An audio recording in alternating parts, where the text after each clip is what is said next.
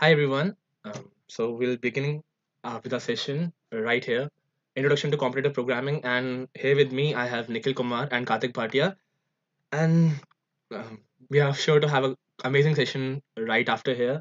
I've shared a file in the comment section. If you can just go there, you'll find what we are going through today, the different steps that are coming through. So Nikhil and Karthik, they will just take their turns, changing, passing the baton, and we'll try to cover everything from start to the finish about competitive programming, where you should begin, which languages you should choose, where you can practice, and everything that goes with it. Okay, so I'll just pass it on to Nikhil to start with, and if you just can give me a minute, I'll just start his audio. Okay, thank you very much. Just give me a second. Clearly, anyone Yeah, else can hear me? Nikhil, you are Is audible my now. voice audible? Yeah. Hello? If someone can answer from the chat, it will be good. Acha, I think he hasn't connected the audio yet. Nikhil, you are Okay, audible. now it is okay. You are Now it audible. is connected. So, what was I? Hmm. Audible. Okay, so we'll start with what is competitive programming. First, Karthik will tell you what is competitive programming. I'm going to give you an overview of what we are going to talk about today. So, first of all, Karthik will tell you about what is competitive programming and why should you do it and why shouldn't you do it, and what are key takeaways from competitive programming. Then I will talk about data structures and algorithms and time complexity and space complexity of an algorithm, what makes an algorithm fast and what makes an algorithm slow, and some real life applications of whatever we are going to learn today, that is data structures and algorithms, like how Google search recommends you search results, how Google Maps recommends you best path according to your choices, fastest path or cheapest path sometimes. And we are going to discuss various online judges like Top Coder and Code Forces, how to participate in programming contests on Code Forces and Top Coder, and how to practice competitive programming when you are not participating in a contest, so that you can improve your rating and take more benefit from competitive programming and improve yourself in competitive programming. Then we are going to talk about the resources from where you have to learn, and then we will talk about the tools that you should use while doing competitive programming, like the text editor you should use, is the what is the setup, what is the ideal setup for a text editor, and which compiler language, which interpreter you should use, and other tools that we have used since we started competitive programming, like coding calendar, various curated resources for solving problems, and some interview tips by Karthik, who is currently placed in Scalar and Geeks for Geeks, and final round for Media.net will be scheduled in coming week.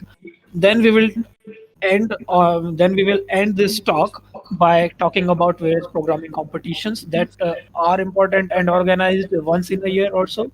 And the most important thing we'll talk about later at the end of our talk, that would be plagiarism in competitive programming. That's all we will talk today. And in case you have any doubts, you can write that in the chat section, and Rhythm will relate to us, and uh, we will do our best in answering it. So let's start, Karthik. So, hello everyone. Welcome to this session hosted by Manan, Techno Surge. So, what is CP? CP is actually competitive programming, and it is also called sports programming. So, why is it necessary to do? Of course, it will help you in your logic building, and if you are a maths lover and you love algorithm stuff, and if you don't know the meaning of what an algorithm is basically the number of the sequence of steps we follow for doing some task. Let it be any like simple task for filling water in your cup. You have two tasks, like you will pick the cup from your kitchen, that is a step one, and the step two is to fill water from the tap. And these are the two steps followed in this algorithm. So algorithms in the term of computer science has a very broad meaning, a great meaning to it. So if you have a knack about about algorithms and how data is stored in computers and how all the things happen, then CP is the thing for you actually.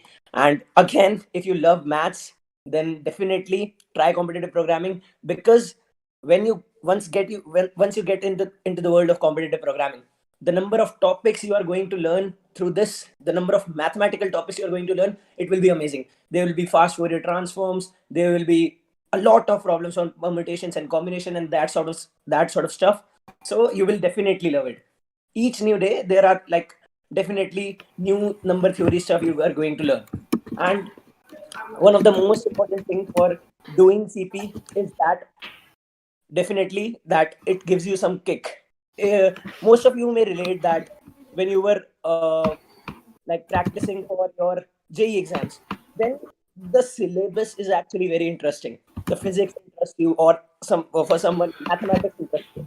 So if you are a computer science student, you have a computer science background, then getting into this algorithms and this data structure stuff, you will actually love it definitely, because it gives you kick while performing, because you compete with other competitive programmers when once you start participating, and all those fight for the ratings, like you did for the JE ranks, and all those fights for the ratings, that is definitely going to give you a kick as a student or as a learner, you can say. So I will now move to Nikhil to explain about what the term data structures and algorithms are, and what are like the complexities of algorithms. Okay, now is my screen visible? I've started presenting my screen. So can you tell me, is my screen visible right now? Yeah, now you have shared it. Okay, so the Karthik used the term data structure and algorithm. So what is a data structure? As you see, when we computer programs write computer programs, so a program is written to solve some problem.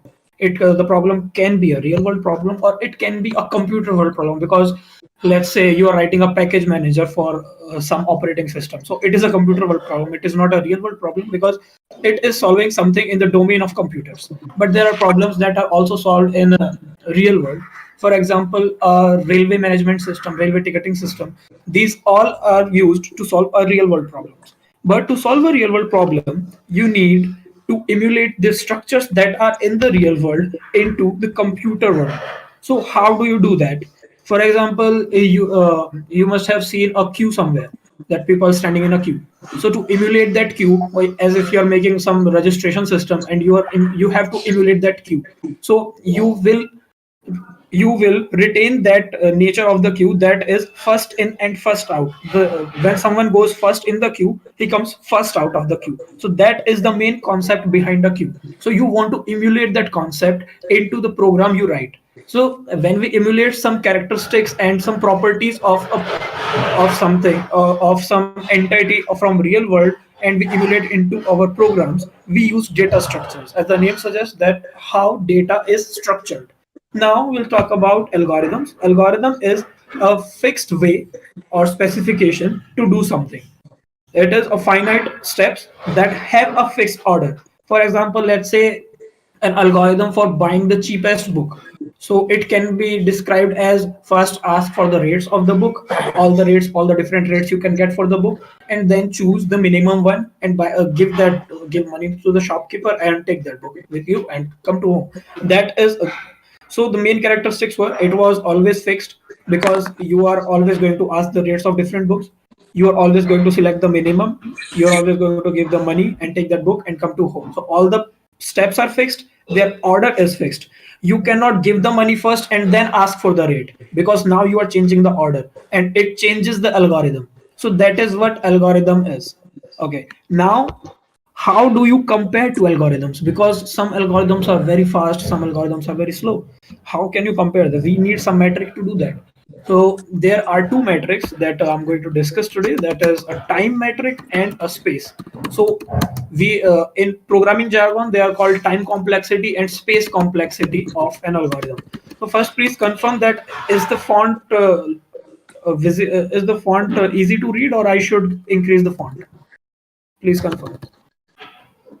Is this font big enough to be read by you? Yeah, it's cool. Okay. So now I will start by proposing a simple problem. How many of you have heard about Fibonacci sequence? How many of you have heard about the Fibonacci sequence? Okay. Do we see any yes or no over there? Please. Wait.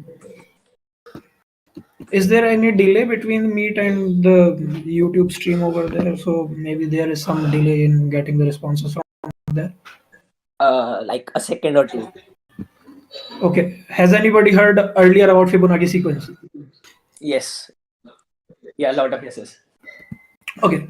So we'll discuss. It is a very simple problem and it is easily proposable. That's why I'm taking this problem today to discuss. So let's talk about what is Fibonacci sequence. So Fibonacci sequence is a sequence of numbers. For example, the first term of a Fibonacci sequence can be 0 or 1. We are starting with first term to be 1. Let's say first term of the Fibonacci sequence is 1. Second term is 1. And any other term is dependent on previous two terms. That is, an is equal to an minus 1 plus an minus 2. So if the first term was 1, the second term was 1, then third term is going to be 2, fourth term is going to be 3, fifth term is going to be 5, and sixth term is going to be 8, and so on. This is what Fibonacci sequence is. So any doubt still here? Everybody knows now. Everybody knows what Fibonacci sequence is. So now we will write code for that, and we will see if we can come up with a fast enough algorithm which can uh, print the Fibonacci sequence really fast. Okay. So I'm using C++ right now. Many of you may have some experience in writing code in C++.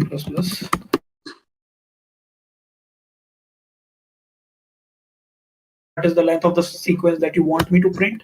Then I will run a loop that will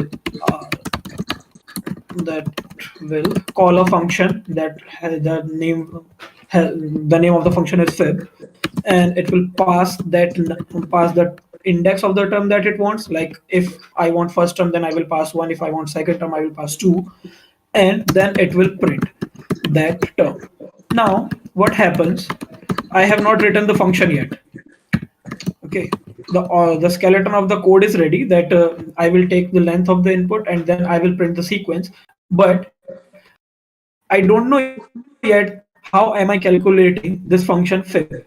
How am I calculating the ith term of the Fibonacci sequence? So I will declare this function here. As the basic property I have stated, that first term is 1 and second term is also 1. So whenever this function is called for n equals to 1, then I will return 1. And if it is called with n equals to 2, then I will return 1. And if that is the case, then I must have a number that is greater than 1 or 2. Then it will have two numbers that came earlier than this number in the sequence. So I will return Nikhil, one thing, like fib. some people are telling like they do not understand the code in C++. Like if you can just brief them that what is happening, this loop and all that thing. Like it is a request coming from Okay. Okay. So this line here, this is like declaring an integer. Int means integer. You must understand integer. Integer is, yeah, you know what integer is. Okay. So here I have declared a length. That what is the length of the sequence that I want to print. This program is going to print the sequence. The sequence here 1, 1, 2, 3, 5, 8, 13, 21. This is a simple program that is going to print the sequence. Okay. Now, the main characteristic of this sequence is that it has some length, because you have to tell the program that how long the sequence should be. So here will tell what is the length of the sequence. Then I have written function called fib, whatever it is. I have written some function, and I think you also know what a function is in mathematics. What a function is, it takes value. The value is called its domain. That is the set which the function operates on, and then there is a range what that function returns. So the range of this function is this sequence because it will the term of that sequence, and domain of that sequence, domain of this function is the index of the sequence. I will give it an index and it will return the value of Fibonacci sequence at that index. Okay, so when I will pass 1, so if n is equal to 1, it will return 1. If n is equal to 2, it will return 1. And if n is not equal to 1 or 2, it means that n is greater than 1 or 2. So it will return n minus 1 and n minus 2 and add them and return the sum, which we did here. If function, if the index is 1, we print 1. If index is 2, we print 1. If index is 3, we print 3 minus 1 plus 3 minus 2. That is 3 minus 1 plus 3 minus 2. That is it becomes 2. Then index is 4, we print 3 plus 2. That is 1 plus 2, that is 3. So this is what the sequence is. Okay, right now, if you don't understand what the code, right now, if you don't understand what the code is doing, just wait and watch. I'm going to just show you the algorithms are slow and some algorithms are fast, and they both do the same thing. So how to compare and how to optimize the code to do the same thing but faster, because speed is very much needed in today's programs. In today's world, speed is needed because the resources are scarce and you don't want to waste time on something, because if something is very slow, then if some program is slower than other programs it is working with, then that program becomes the bottleneck of the complete software, because everyone has to wait for that program to get the results, and that's why we need everything to be fast enough to predict. So now I have written this code. Let's see it in action. Oh, so I have to Nikhil, compile your it. screen has freeze, I think. Achha, Can my you share screen it? has freezed. I think then Yeah, now it is it's data visible now. issue, I think. Okay, is it visible right now? The editor window is visible right now. Yeah, you're typing something g++ fib.cpp. Okay, Yeah, you have typed one. I'm compiling the code. Yeah, good. Okay. Okay, now I will run this. So I will tell to print the sequence of length 4. So it has printed 1, 1, 2, 3. That is the sequence we talked about earlier. If I ask it to print the sequence of length 10, okay. If I ask to print the length, so it is printing the sequence again 1, 1, 2, 3, 5, 8, 30, 21, 34, 55. Okay, now to get some quantitative measures like, Acha, is my screen freezing again?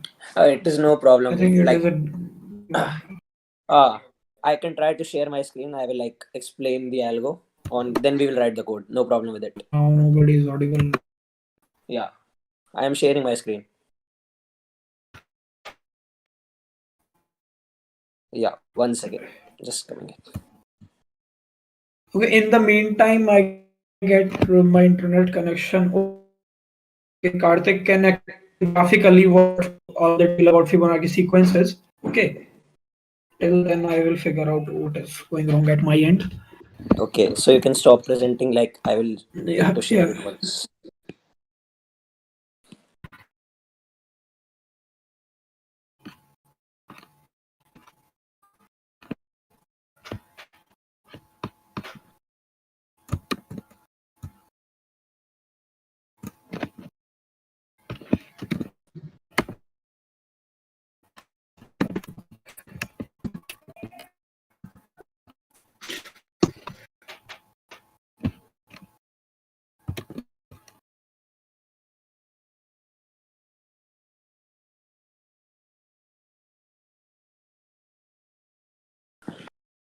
One second.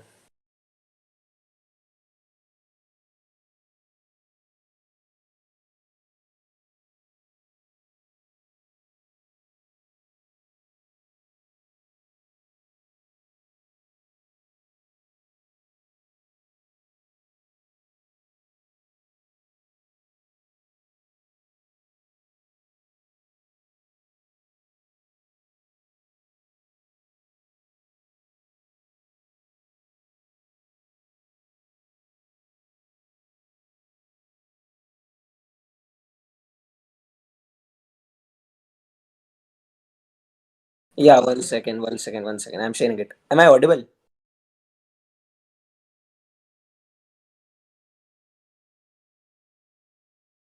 Y-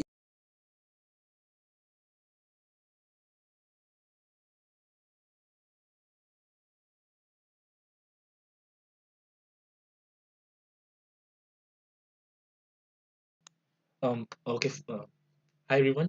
Just give us a second as Karthik will just get his presentation up. Okay.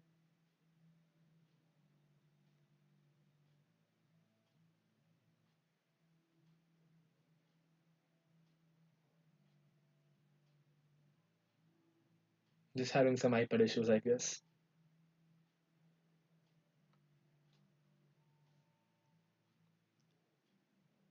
And also, yeah, hi Tesla is here. Google internship. Yeah, मुझे भी दिला दो please.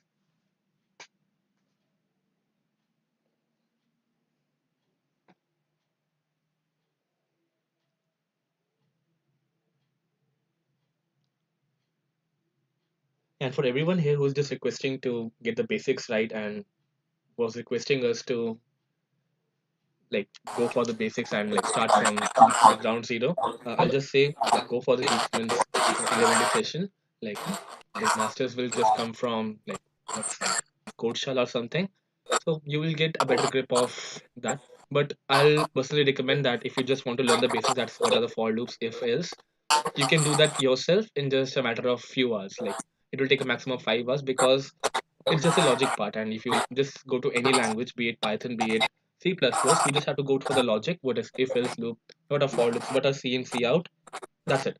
So if you just get that done, you can learn the basics of any language, at least the syntax. So yeah, Karthik has started his presentation, and I'll just hand it over to him now.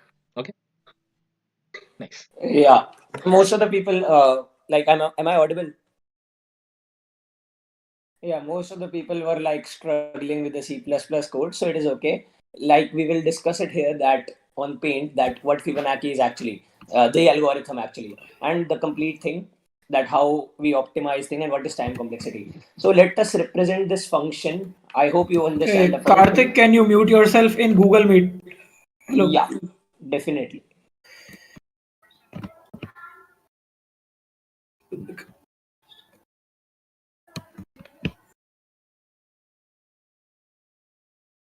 Yeah.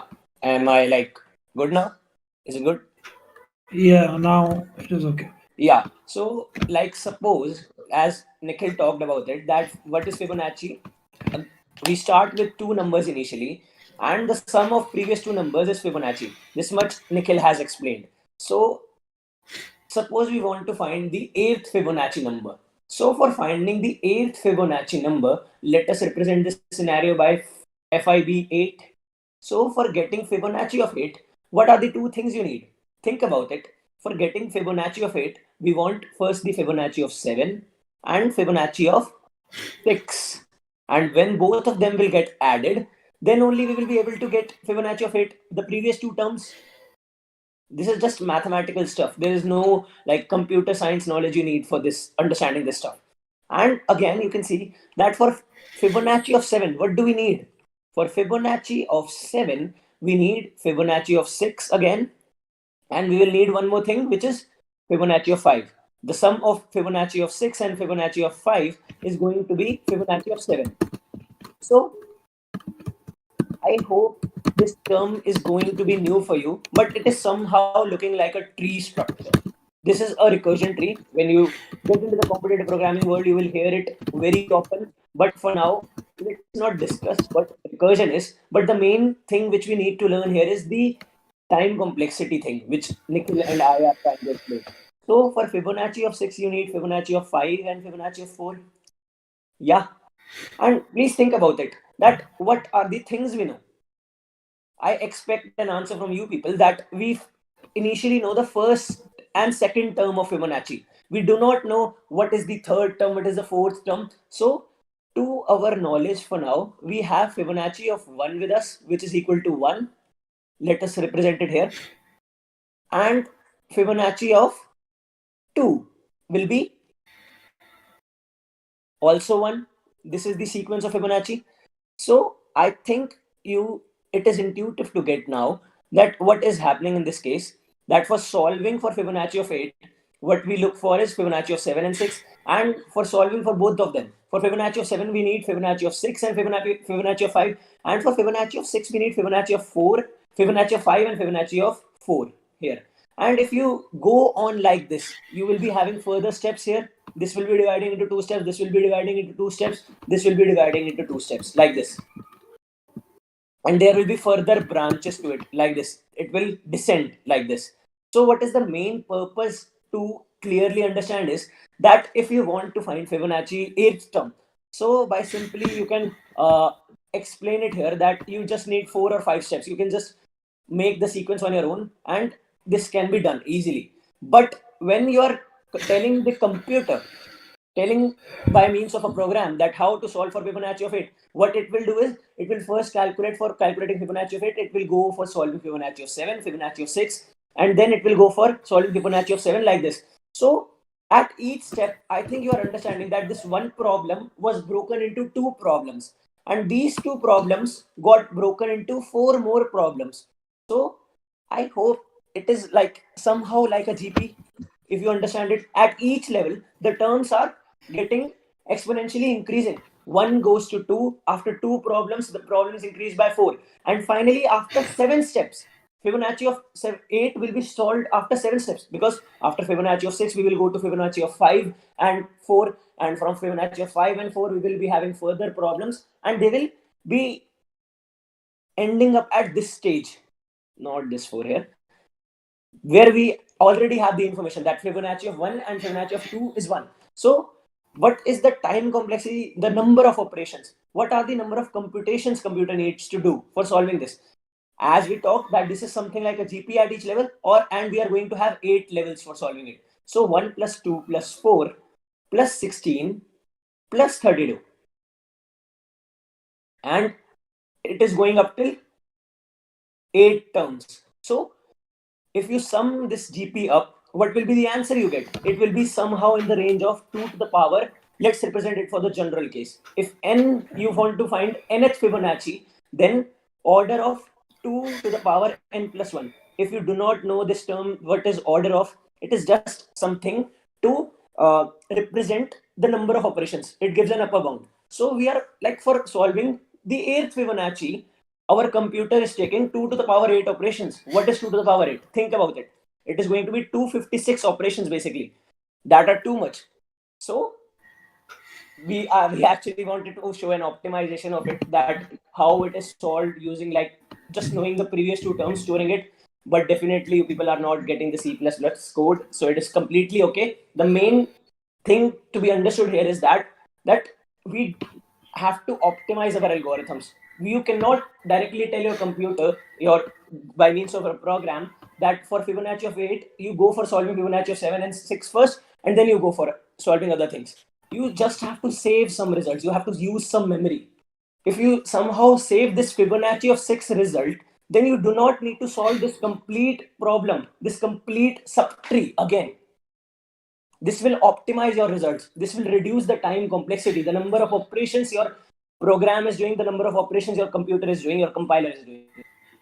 This is the main reason for understanding it. Instead of 2 to the power 8, which is 256 operations, we will be performing only 8 operations basically by storing the previous 2 terms, which was the logic of the Fibonacci, the original logic. So like I will move to Nikhil now. He will explain further stuff to you. I think this was clear. Okay, now instead of writing code, may I just write the pseudo code for you if some of you are not able to understand the C++ code?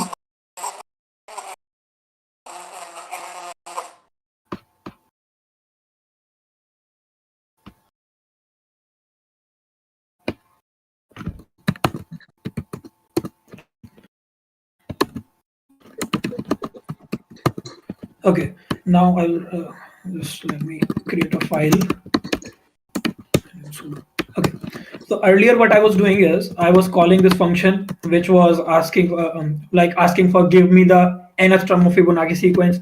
This function was calling Fibonacci of n minus 1, and it was again calling Fibonacci of n minus 2, and every function from then onwards was calling its other 2 children. So as Kartik explained, it was exponentially complex. For example, it had the complex time complexity was exponential. It was like order of 2n. So the one thing that I want to highlight here is that it is the time complexity of the code. And I also talked about the space complexity of the code. Is the font big enough? Tell me, I will just increase it. Yeah, it's cool. Okay. So it was the time complexity of the code. So the code we wrote was Yeah, you can increase the size a bit. Someone is okay. requesting. Yeah. Okay. Is it okay? Yeah. Is it okay? Is it okay now? Okay. So if there is some delay between audio and video, please bear with me. And this is the best I can do right now. Okay. So this is the space complexity. We have not talked about the space complexity of the code yet. Okay. Because we were not storing anything. We were just calculating everything as we went around every index. So space complexity was constant for that code that we wrote. So let me show you how slow that code was. Let's see if I ask it for the first 10 terms of the 10 terms of the sequence. It prints them really fast. I will time this function right now. Let's say I will time it and I will ask for 10. So it took about 0.0 seconds to compute this thing. Okay. If I increase the length of the sequence, let's say I want first 20. So still there is no big difference between the time for the 10 and the 20 length sequence. Let's increase a bit more, let's say 40. So now it took some time. It took about 1.55 seconds to come up with the length 40 of the sequence. And now let's increase it to 50. And it is taking a lot of time, plus the delay that time due to internet factor in that also. So it is still calculating. We'll see how much resources it will consume. And you are not going to implement this algorithm somewhere if you want to print a Yeah. Fibonacci sequence, but it's because it is too slow. Because it is too slow for till 40, it is manageable because it took about 1.55 seconds. But for 50, it is still computing, and I think it is take a while. So let me close this process right now. Okay, it took a lot of time and it is not still coming up with the answer. So it was very slow and it took about 44 seconds already and didn't print anything. So it is very slow. Okay, so we'll write an optimized code. We'll write an optimized code. Let me call it fiboptin.cpp, or I will just make changes to my earlier code so that you don't have to bear with me writing all the boilerplate code again and again. So how many lines are there? Let's say 100 lines are there. Okay, now here. So what I will do is so what was the main reason for that code to be slow? The reason was if I've calculated the eighth term, then when I want to calculate the ninth term, I was again calculating eighth and seventh term. So the calculation was really recurring. So whenever you want to optimize your code, you have to keep in mind two things. These are some rules that I keep in mind. Nobody told me these rules, but they come in handy. The first rule is don't do don't do anything unnecessary. Okay, don't do anything unnecessary, no extra computations. And the other rule is never repeat yourself. Okay, these observations let you optimize your code very well. If you don't, so we were repeating ourselves in previous code, so we don't want to repeat ourselves. So to not repeat ourselves, we will store those values and we will use the values we store to calculate the sequence fast enough. Okay, so I will now create an array. Let's say I will create an array of 100, and I will give this f1 equals 1 and f2 equals 1, f1 equals 3 to, let's say, 50. f5 is equal to f5 minus 1 plus f5 minus 2. Now, as I've started storing things here, I have created an array of 100 integers, and every integer in C++ is of 4 bytes. So I am using 400 bytes here. Okay, so 400 bytes is the space the program is using. So it adds up into the space complexity of the program. Now, if I want to print the sequence, I will just ask for the length. from the user. That user will enter the length, and then I will print the sequence of the length given by the user. So there I go.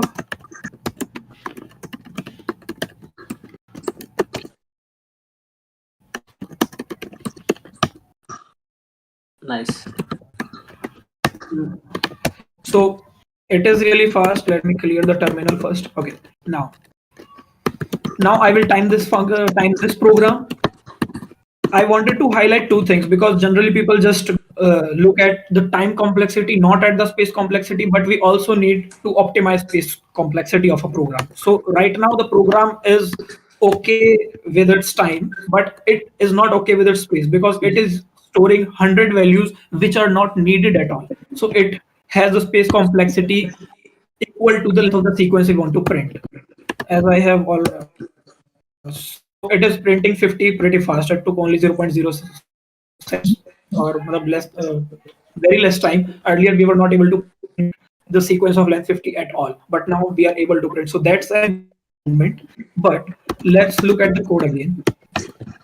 We are storing things unnecessarily, like we are storing f0 or f1, but we don't need f1 to calculate f8. To calculate f8 we just need f7 and f6. So why don't we just use two variables instead of 100, so that we can just store only two past terms so that we can calculate one new term.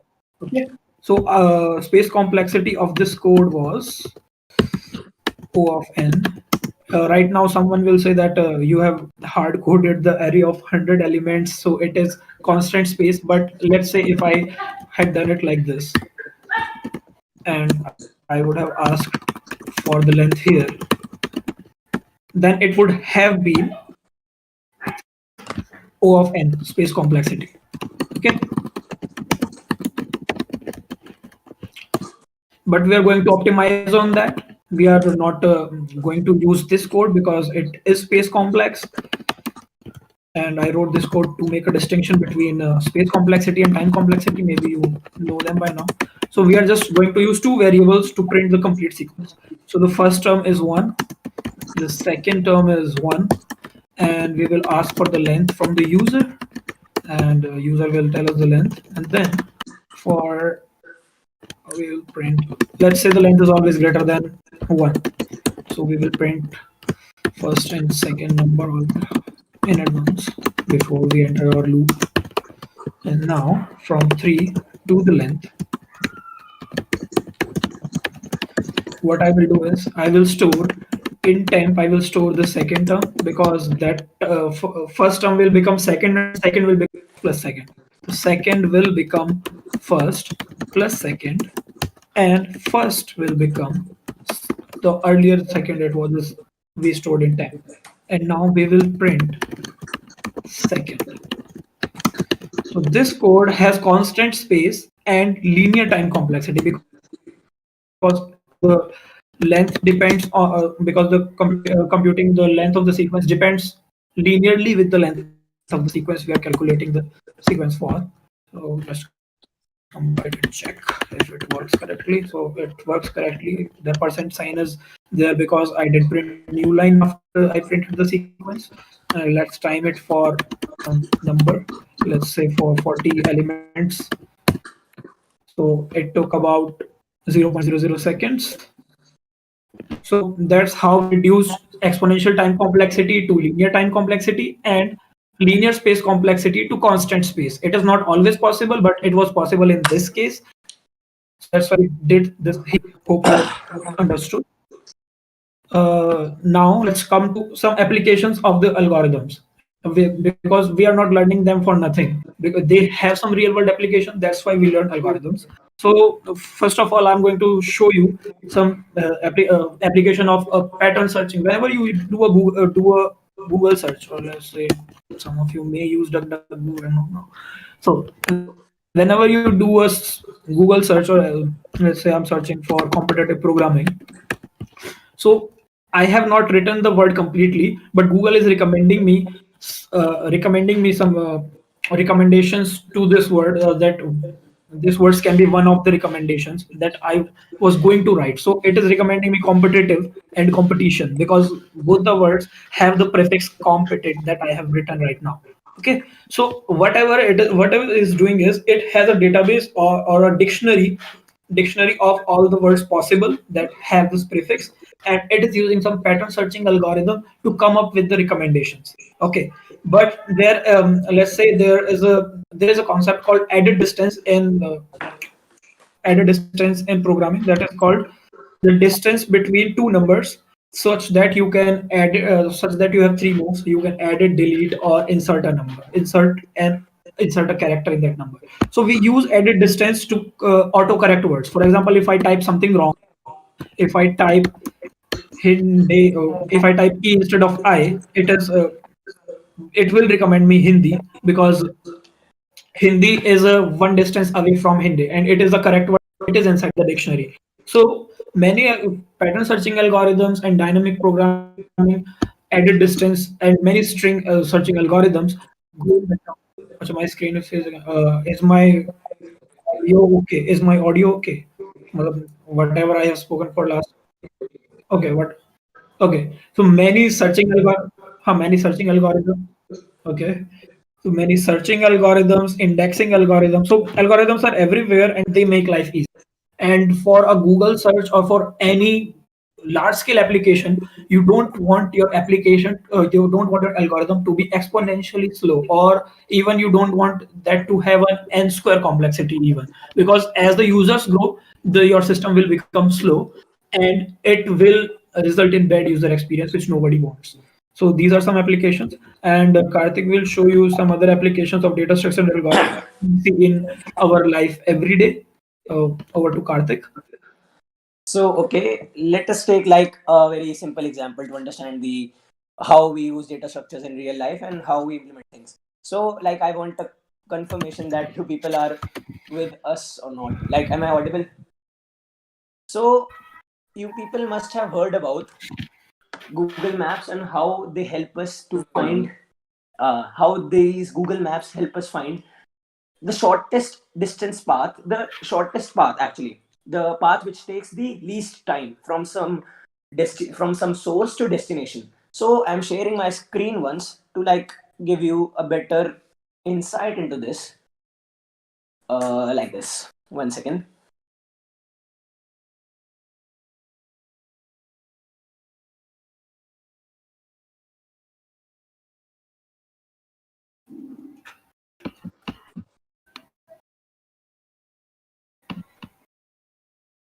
Yeah, my screen has been shared, I think, now. Yeah, it is visible.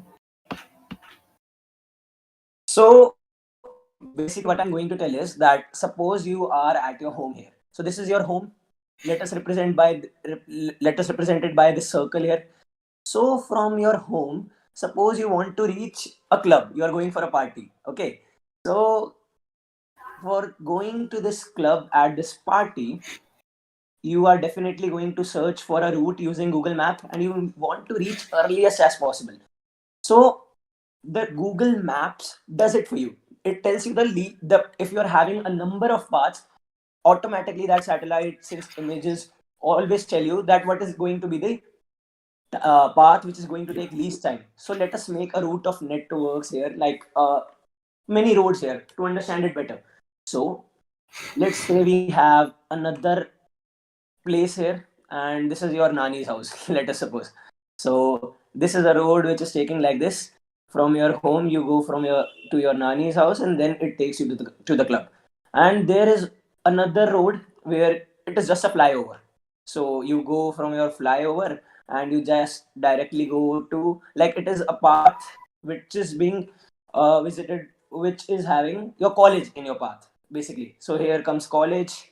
So I hope you're getting it that to visually get these things to represent locations in a map, I'm using just simple points or simple circle like things.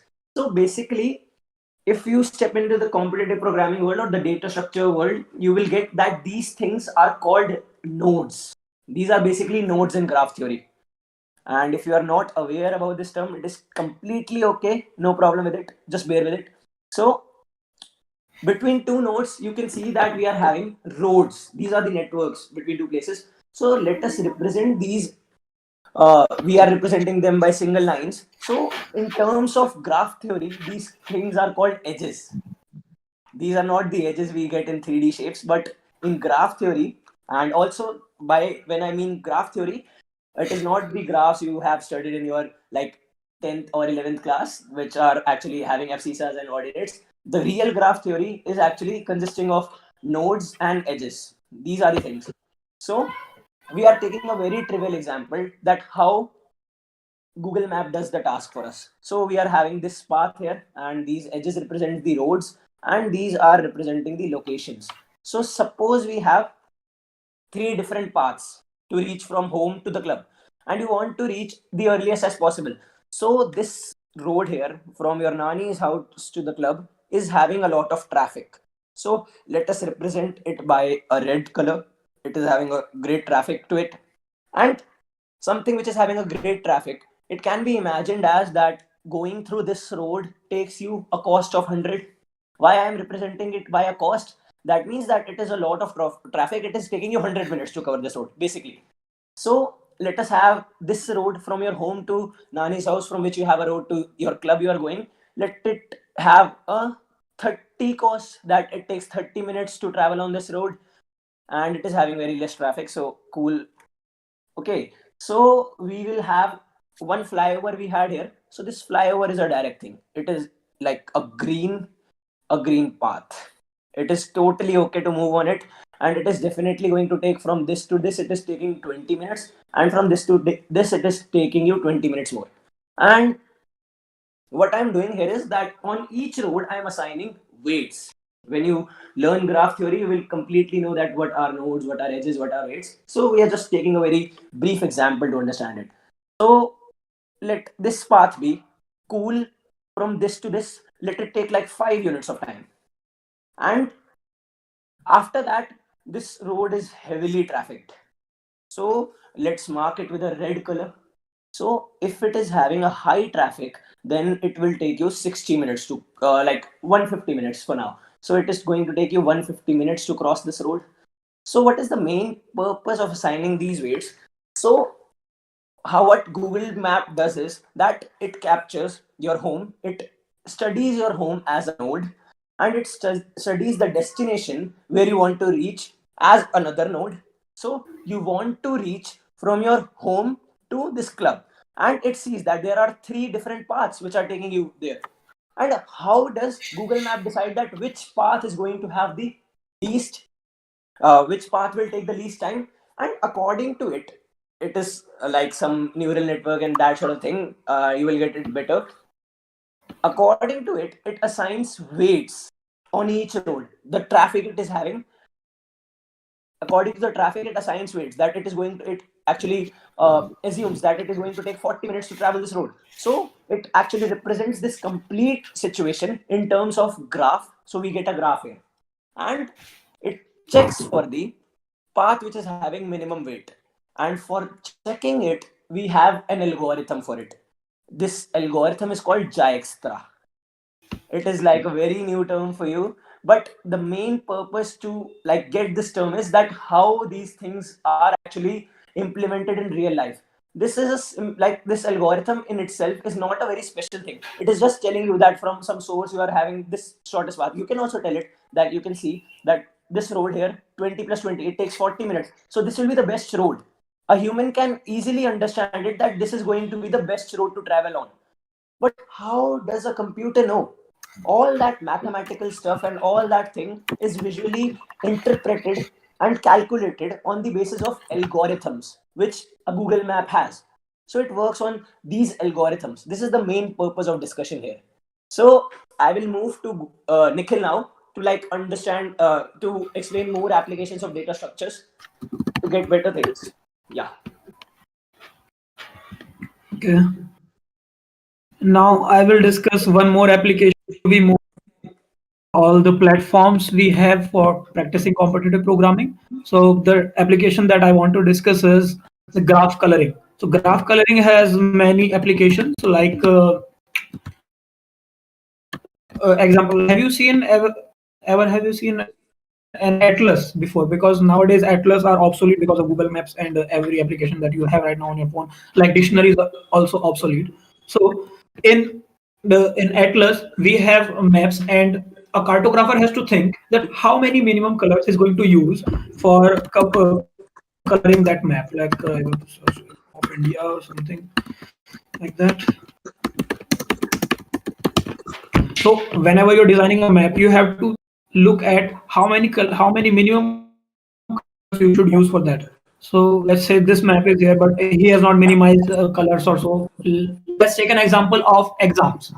So whenever you are designing a timetable for exams, or you are designing a timetable for classes, so you have to minimize the time slots you have. Let's say you have 5 subjects, okay, and let me write down these things so that you get a context of what I'm talking about. Okay, so here I should write it. Okay, let's say you have 5 subjects, and there are 2 subjects in which 2 students are common. Okay. So what you could have done is, if there were no students common, you could have organized the 5 subjects exam in parallel. Because there are no students in common, we can have all the exams at once. It means that we can color all the notes with same color.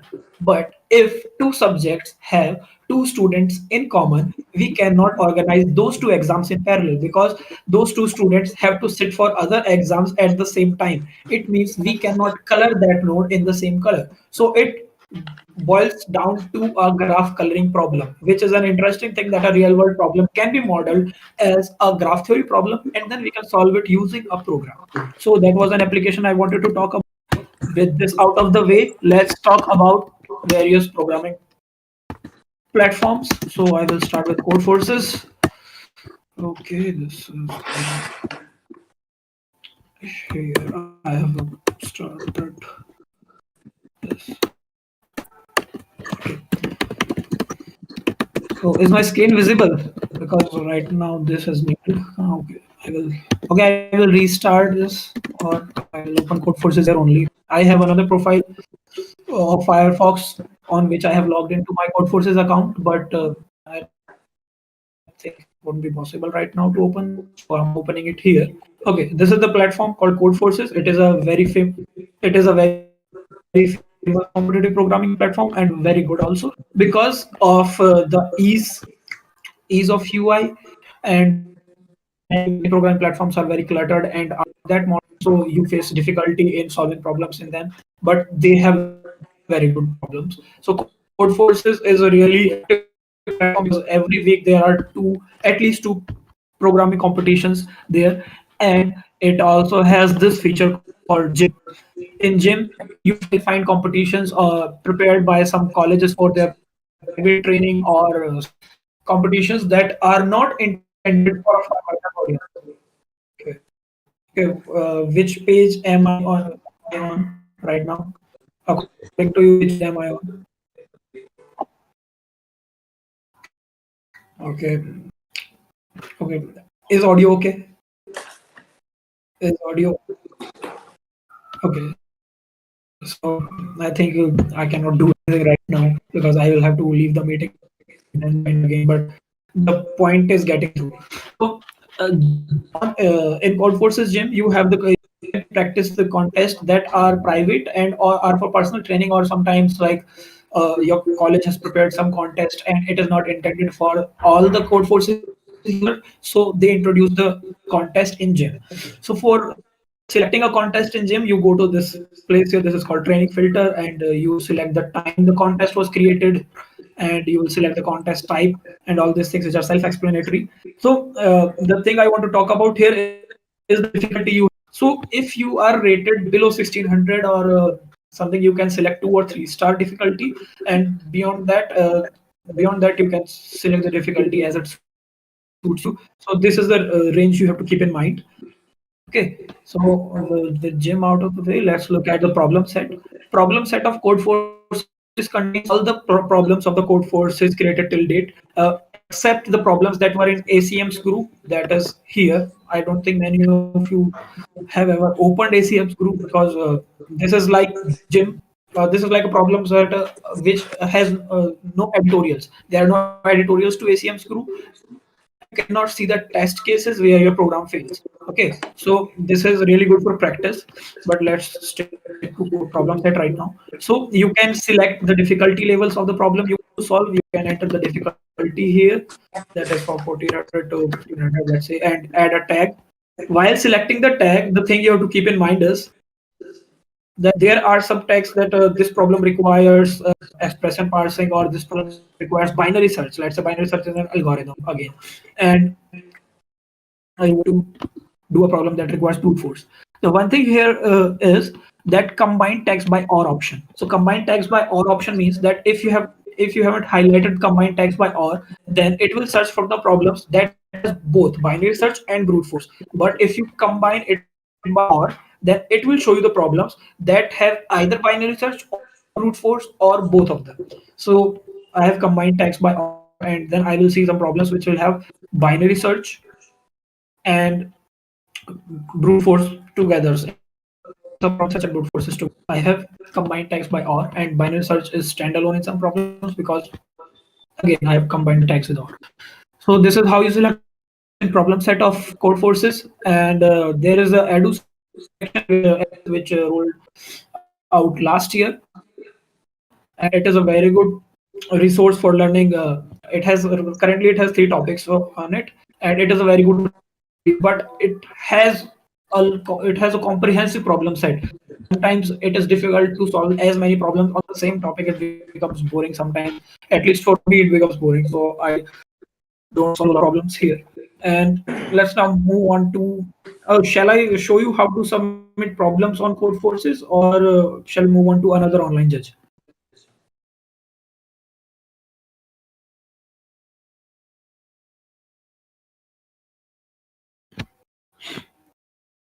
Okay, should I show you the how to submit problems on an online judge, or we should move to another platform? Rhythm, is someone answering, or can you tell me? Huh? Someone is saying that move to Code Chef. No. Okay. Now you can move to another platform. That's okay. To everyone Okay. who's watching So, right now, does anyone think that huh? about code forces? Do you want to see? Okay, just one person is saying that they want to see how the Yeah, submissions someone. work. So we'll Yeah, just go show with the us. masses and not show the submissions right now. But if you have time at the end, we'll show how you can submit different things on code forces. Okay. Okay. Okay. The next platform I want to talk about is a Top Coder, because many students in the college don't participate on Top Coder. I think uh, hardly 2 or 3 people participate on Top Coder, but it is the oldest platform, and it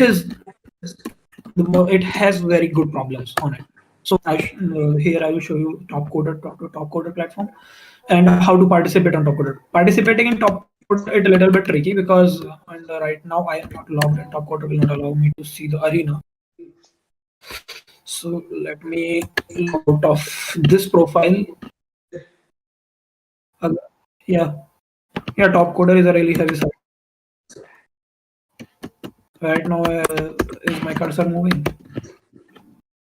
Is it okay now? Okay, is it okay now? Okay, so I will open Coursera because I'm logged out of Top Coder right now, and credentials are in other file, so it will take some time, and it will not allow me into Arena while I'm logged out. Let's discuss CodeChef. So CodeChef is a very famous Indian online judge, and is the biggest Indian online judge out there. And Unacademy acquired it last year from DirectIT. So CodeChef organizes 3 monthly contests, namely Long Challenge that runs for 10 days, has really interesting problems, and then lunchtime, then cook off is a 2.5 hour contest, and it is mainly for it has ICPC style rankings. That is, the later you solve the problem, the less points you get for it, because or it factors in the time penalty. And the other contest it organizes is lunchtime. Lunchtime is based on IOI, that is International Olympic Informatics, and IOI has this feature called that a problem has subtasks. So let's look at a contest apart lunchtime. So this is December lunchtime, lunch. Okay. Let's check. It still has two divisions because they rolled out the last division, the third division in this long challenge. So yeah, this is lunchtime, and in lunchtime we have lunchtime is different from other contests because it has subtasks. Also, long challenge also has subtasks, but cook off doesn't have subtasks. So what a subtask is, if you are not able to write code for the constraints that it has given for full points, like it has given that your code should be able to print the correct results for n equals 10 raised to power 5. So if it is not possible, and if it is possible that your code can print the correct results for n or in the range about 50, then you will get 5 points. So as you optimize your code more, you get more points. That is the whole concept behind subtasks. So I like lunchtime format very much because you can also get some points for the hard problems that you are able to solve completely. And while optimizing for more and more points, you can streamline the way you think about the problem. Okay, so that is all the lunchtime is about. And now Karthik will tell you about Yeah, some he people left on the some chat are just platform. asking, like, what is the toughest of them all? Like, from Uh, long challenge, cook off, and toughest lunchtime, what's the toughest? toughest of them all is long challenge if you don't time the time it gives you to think about a problem, because the toughest problems are in long challenge. After that, I think cook off and lunchtime are comparable, but lunchtime is easier because you can get partial points on some problems which you are not able to solve completely, but you get partial points, so your score in lunchtime is way better than your score in cook off. So but they are comparable according to difficulty. And yeah, toughest one is long challenge, but you have 10 days to think of it, so you can try all the approaches, and even there is no penalty for more submissions, so you can submit blindly any approach you think of, you can submit, and you can get if you get AC, you are as good as the one who submitted in the first second. So that is the trade-off there, but the toughest problems are in long challenge. Okay, and platform wise, if I say that every platform has its flavor. Like CodeChef has very classic problems, classic data structure and algorithm problems. But Codeforces from past 1 year, Codeforces has been very ad hoc. At least for Div 2, Codeforces has been very ad hoc because it is difficult to work with data structure and algorithm problems at the level of Div 2. So that's why. But Yeah, Nikhil, another I problem like. that like people are asking is where should they start from? Like, if they are a noob in their terms, which is the first site that they should go for practicing competitive Yeah, programming? that is the thing. That is the thing I was coming to. When I was in first year, I started with Headquarter because everyone in the college was doing Headquarter. But after doing 20, 10 or 15 problems, you get a hang of it. You can come to Code Forces. So you can come to Code Forces and participate in the 3 rounds. So Code Forces is the best if you are even say you are a noob. Everyone is a noob. But if you think you are new to it, you can start from Code Forces itself. Start Div 3 rounds, select problems or problem set rated according to 800 to and 800 to 1200. Do those problems, and I was coming to resources after this platform section. I was coming to resources and how to practice. So I will cover it in detail over there. But let me think if there is some platform left. I don't think any platform is left. I was trying to cover top quarter, but it is not possible right now. So let's come to resources. So Karthik will tell you some resources to learn algorithms from. Then I will tell you about more of them. Karthik. Okay. Okay. Am I audible again? Yeah. Am I audible? Yeah, you are audible.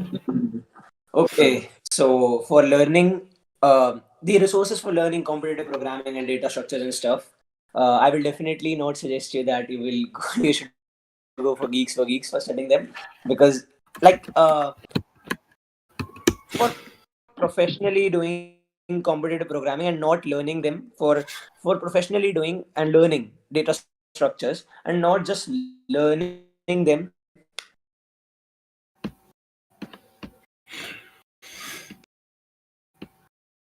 Am I audible? Yeah, you are. Yes, you are. So, yeah. Yeah. So, for learning this data structures and algorithm, there is an awesome list of resources you can refer to, and one of the resources is awesome list. Its name is indeed awesome list, and I'll share the link in the YouTube chat in just a while. And other resources are CP algorithm, CP handbook, CP3, and uh, all together in all these resources can help you if you are facing.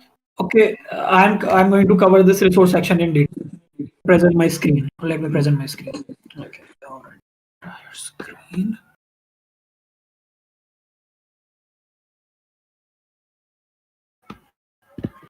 Is my screen visible? Rhythm, is my screen visible? Okay. So for learning competitive programming, the first thing you have to do is participate in contests. If you are not able to solve any problem, then read editorial and then solve that problem. Try first of all try solving that problem without reading. After the contest ends, give yourself 1 or 2 hours and solve that problem in those 2 hours without looking at the editorial. After that, look at the editorial and then solve this problem. And sometimes the editorials are formatted as hint 1, hint 2, hint 3 in this fashion.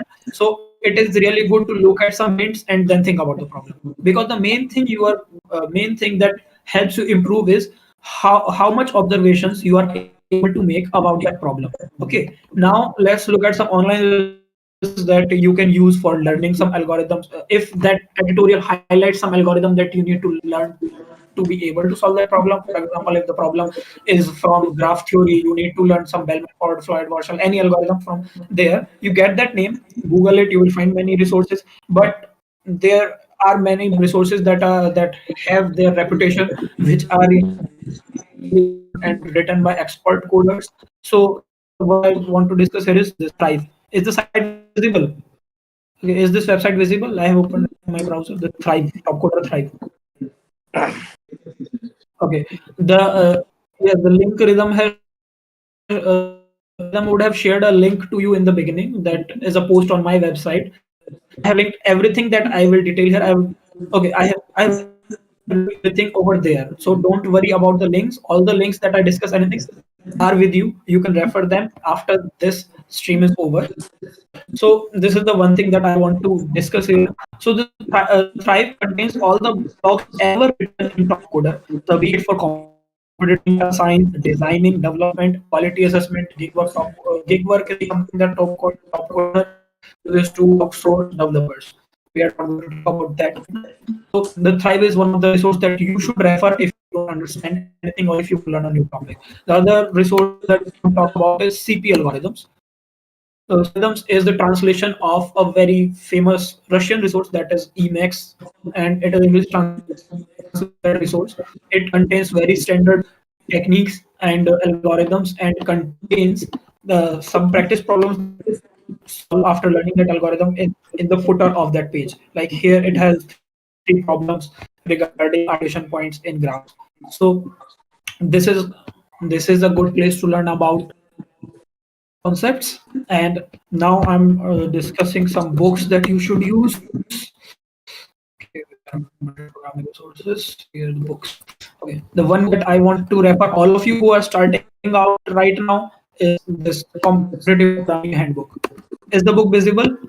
Rhythm, is the book visible? Or so this is the book that you should refer. Okay, now it is. Okay, let me switch on the dark mode. Huh. This is the book that you should start reading right away. It does not assume any prerequisites. It starts from the basics. It tells you that how should you take input, output, all those basics. It is being covered in this book. And like this is C++ code templates that you should use.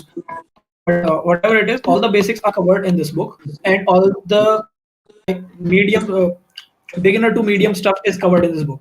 So start, and it is very well written because you will understand things by reading this book only. You don't have to go anywhere else for something that is described in this book. So it is a must. You must start reading this book, and I have linked to it all the things that I'm discussing here, you have all the links in that document that I have shared. So this is the book that you should read. Another very good book is Competitive Programming 3. And if you want to improve, you should solve the must try problems from this book. And it gives a comprehensive evaluation of all the all the techniques and all the concepts and algorithms or data structures that you encounter in programming contests. It is used to train ICPC teams all over the world, and the problem collection is very good. And okay, so this book is also free to download. You can start reading it, get a printed copy for yourself if you are not okay with reading it on your laptop or whatever device you are using. So these are the resources. There are many other resources that have been listed in Oxford list, but having too many resources adds up to very much work in process, and you have to start somewhere. So start from these resources. Okay, with we have covered the resources. Now I think we'll cover which tools do I use, what Karthik uses to participate in competitive programming. So I will show you my competitive programming setup. It is not much, but let's say so for participating in programming contest. Okay, is the terminal visible? Rhythm, is the terminal visible? Ah, so to participate in programming contest, the thing you have to write code. You have to check for the you have to check if you have to compile it, or you have to compile that code, check if it is giving correct results, and then you submit that code. So you don't need an IDE for that. You just need a text editor. You just need a text editor, and you need a compiler. So the text editor I use is Vim. The the text editor I use is Vim, but I don't. It is an advanced text editor, but it comes with its benefits. It is a very famous editor, but I will not advise you to use it. If you are starting out, you can use something like Sublime Text, or you can use Sublime Text, or you can use don't use Dev C++ or code blocks. They are bloaty, and they don't you don't need them to do competitive programming. Use a simple text editor. You can even use Notepad++ or VS Code, but don't use Dev C++ or code blocks. So how I write this is the file that I use many times. So this is the file, like I write the code, then I compile it like this. Then I will check for the test data. I will just give some test data, and it will give me output. I will check if it all is correct, and then I will submit the code by getting it to my clipboard. But it is looking really vague. So if you are starting out, you can do with Sublime Text and Sublime Text in VS Code, and you can Google you can Google. There are many tutorials out there which will tell you how to set up Sublime Text for competitive programming. Okay, for and if you are using Python for competitive programming, we will discuss that should use Python, or you should use C++. I use both. Many people use both because sometimes there are problems that use uh, big integer libraries that are not so easily accessible in C++. So Python comes to help. If you are using Python, you should try this IDE that is called Thonny. It is very simple, and it is a good IDE. You this is a good and simple ID that you can use if you are starting out. But you should use a text editor and a compiler. This combination is okay and minimal for competitive programming. So Karthik can show you how he participates using Sublime Text and C++ and Python. So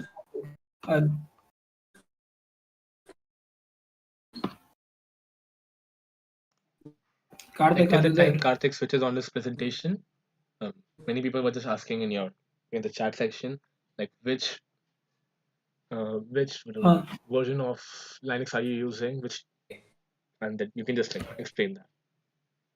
Okay, it is a custom installation.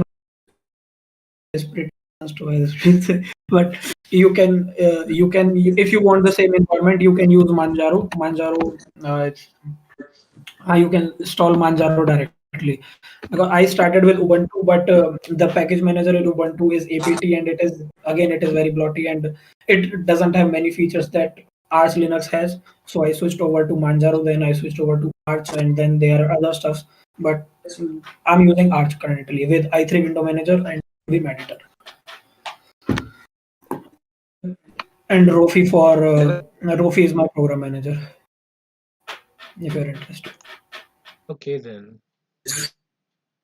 Karthik, your presentation is on, but I just can't see anything. So Am There is I also a audible? delay in your voice. Yeah, voice is also.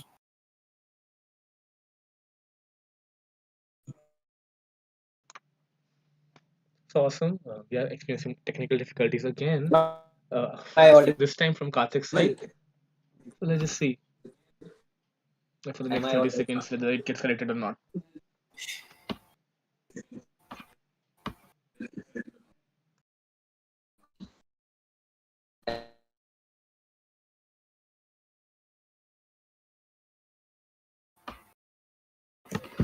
Okay, till then, if meanwhile I can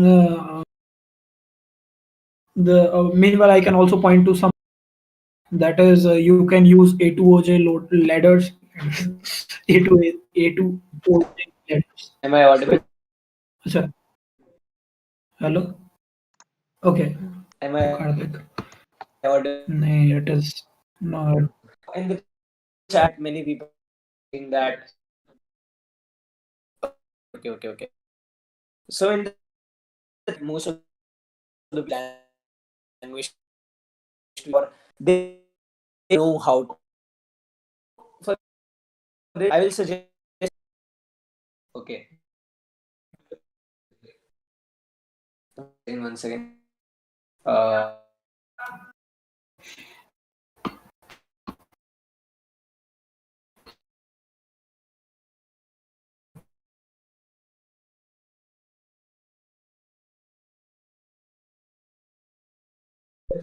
yeah, is it fine now or not? Yeah, it is fine now. It is fine. Okay. So most of the people are asking that which language to choose before we start competitive programming. Is it C++, Python, or Java, or any other language? So for answering this question, if you don't have any experience in writing any codes, so it will be like very difficult to understand. But let's do it for now. If you are writing codes in C++, then with C++ you learn many new things because it is an object oriented language, and you know all that stuff, that how to compile it on terminal and that sort of things. There is a standard template library STL which is called, and in this you can actually it is a magic in itself. If you get into learning C++, then you will find that STL is a tool which can help you implement anything you want, basically anything. Uh, not related to GUI and all that sort of thing, but JavaScript is something. Hello, am I audible? Yeah, Uh, yes, you are audible. okay, so this is just Maybe like we are not. I will definitely suggest you that go for C++ or C as your first language, and from C you will definitely switch to C++. So the benefits of learning C++ are that first thing, you if you're submitting codes on online judges, or some code will definitely, if you're writing a logic or an algorithm in C++, then there is no chance that you are going to face any TLE issues or that sort of thing if you think your algorithm is right in the constraints. But the same logic, the same code, if you're writing in Python 3 and if you're submitting it, then there are slight chances that you may get a time limit exceeded. Or this is the same case with Java. Most of the time, because of all the high functionalities related to these languages, they actually inhibit the speed. So C++ and C are definitely the greatest in terms of the speed and the execution of code. So other benefits which come in handy with C++ are that you get this tool STL, and with STL I just talked that you basically can implement anything you have in your mind, any logic, any sort of thing. You want a pair, you want a map is something like a hash key pair, a key and value pair basically. And every sort of thing can be implemented using STL. But you may face issues with learning pointers in C++. They are very difficult to grasp. So once you are once you are comfortable in writing codes in C++, once you learn it, then you will find that any other language like Java, like JavaScript, or like Python, they are actually very simple to understand for you, because you know the complete object oriented nature of this competitive of the programming world. You will get experience with it, and you will not face difficulties into switch to other any language. But the case is that if you're learning Python first and then switching to C or C++, then it is definitely going to be a troublesome task for you, because all those pointers, things, all those new concepts. And actually, I will also explain that what are the benefits if you are choosing Python 3. One of the issues was that one of the benefits with C++ was that we actually had the time limit issue. And one of the benefits with Python 3 is that you can write very readable codes in Python 3. In C++, it definitely gets messed up if you're writing your codes, your logics, and you actually, if you're implementing some higher rating question, then it takes you 200 or 300 lines to write some code. And it is very difficult to debug that code. But the same case arises in Python. The codes are very short, they are very crisp, and the syntax is very like user friendly. And they are actually picking up words from basically from the natural language, so they are very easy to understand. So for writing something like a sorting, so for sort we just write list dot sort and it sorts the complete thing. Whereas in C++ you have to write the complete thing, sort array dot begin or array dot end, and it actually takes some knowledge of pointers to understand. So with Python you have to use very less words to explain many functionalities, to write more logic with very less code. So code gets readable with Python and easier to debug. And uh, one another disadvantage with Python is that in C++, I personally face this issue. In C++, there is no sort of like runtime errors if you experience when you are using all the things in the constraints, like you're declaring some hash map or you're declaring some arrays or that sort of thing. But whereas in Python, the dictionary, you might actually mess up implementing the, if you're a beginner of course, then you might mess up with the implementations of the dictionaries in Python. You, if you're submitting a code on a number of test cases, then it might lead to runtime errors. It is not basically am I audible? Am I asking Yeah, you? you are audible. Yes, you are audible, and your screen is also visible. Yeah. So I will like give you a brief uh, setup, that brief overview of my setup, that what I use for competitive programming. So what I have done here is it is a C++ structure. I will show Python one also. So is my like it is visible or not?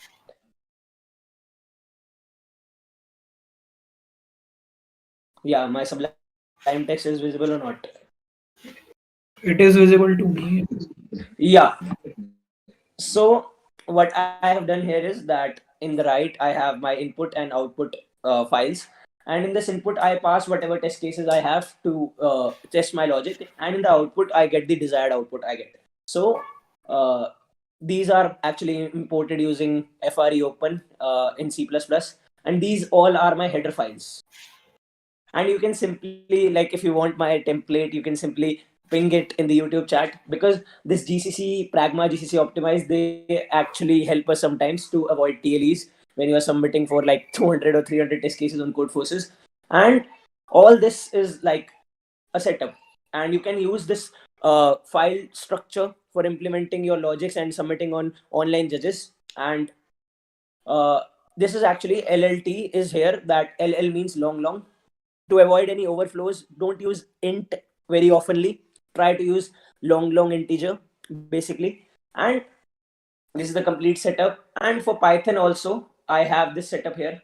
And for this Python setup, you can see that I have input and output files, but this time they are not input.txt, output.txt, but they are named as input.in, output.out. But you can read it from a file as well. You just have to use some basic commands in Python to run it. And this is the Python structure.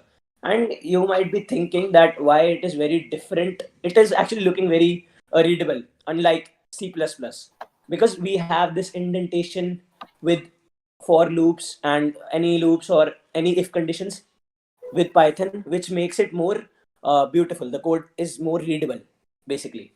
So let us move to Nikhil to discuss more about this. Now, as we are now we are over with this competitive programming setup, you can ask if you have any regarding the setup. Okay, and I can show you a very good tool if you want me to. How many of you have participated on Code Forces and have used Code Forces tool earlier? Uh, is there anyone who has participated on Code Forces earlier with Code Forces tool or ever have heard what is CF tool?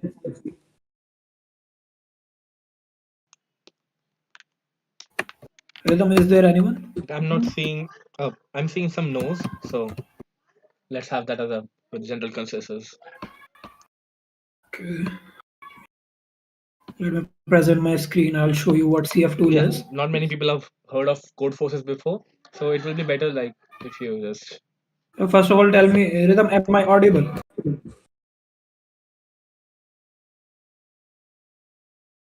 Rhythm?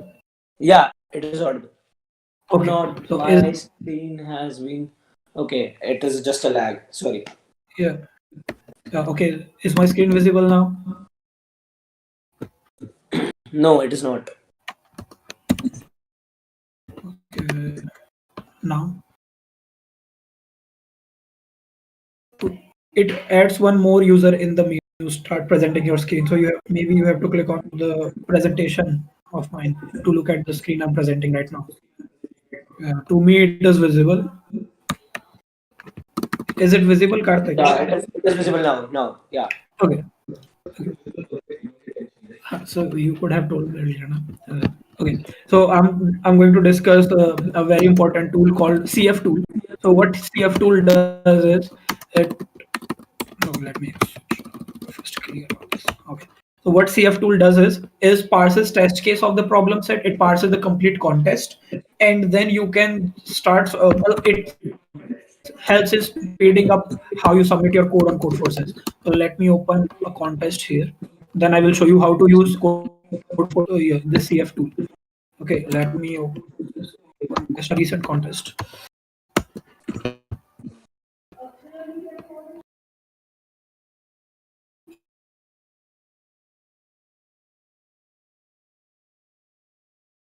This test right now, I will parse all the test cases and problem statements by writing CF parse 1467. Then it will parse contest 4067. Then it will like parsed C with two samples, E with two samples. So it has parsed everything, and now it has stored all the test cases. Now I will go to the folder where it has stored these things. Like this is the folder. Okay, now I have 5 folders for 5 problems. Every folder has the problem test cases and answers. Okay, so when I will solve A, I will go to this, and I have already solved A, so I will just look at the contest, the last contest I participated in. So I already have this code. Okay, now I will test this code with the test cases it has passed. So it will show me that I have passed. I have passed the sample test cases, and now I will submit this code. Okay, as I have submitted the same code earlier, code will show an error that I have submitted the same code earlier to me. So I will have to make some changes to code. Okay, here's the error. You have submitted exactly the same code before. So I will make some changes.